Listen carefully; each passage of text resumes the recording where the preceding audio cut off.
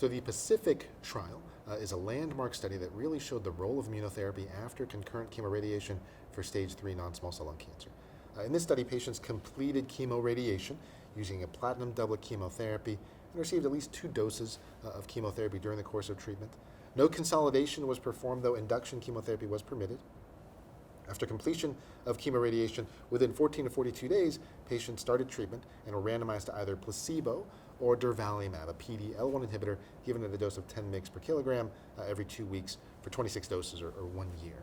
This study showed that the addition of durvalumab to the chemoradiation setting in patients with unresectable non-small cell lung cancer improved progression-free survival, a substantial improvement in progression-free survival. And with more follow-up, we saw that this improvement in progression-free survival translated to an improvement in overall survival.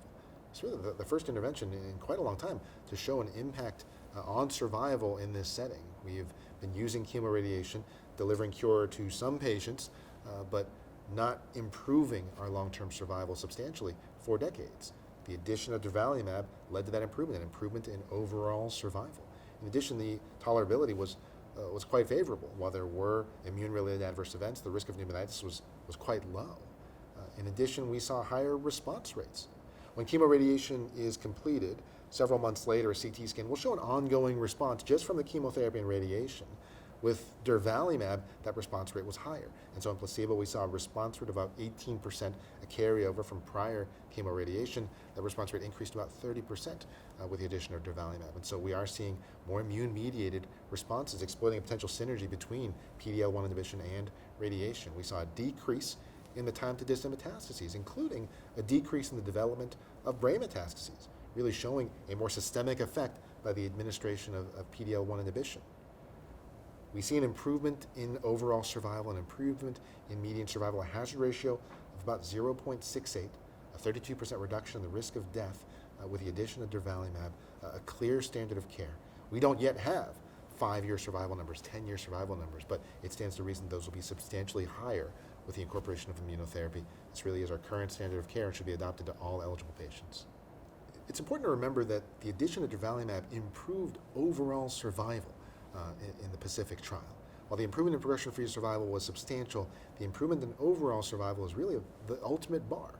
This intervention, the addition of durvalumab after chemoradiation, did significantly increase toxicity or expose patients to great harm, but it improved survival. We see a hazard ratio of 0.68, 32% reduction in risk of death, and that will carry over to better landmark survival. The study still is a little too early to say what is our median, what is our 5-year survival rate, but those numbers clearly will be better than chemotherapy alone. We eagerly anticipate seeing those long-term follow-up. The Pacific trial also improved quality of life for patients with stage 3 non-small cell lung cancer. I think this is an important finding. The addition of durvalumab improved progression-free survival, improved overall survival. It did increase toxicity versus placebo, but at a modest amount, and overall it's a very well-tolerated regimen.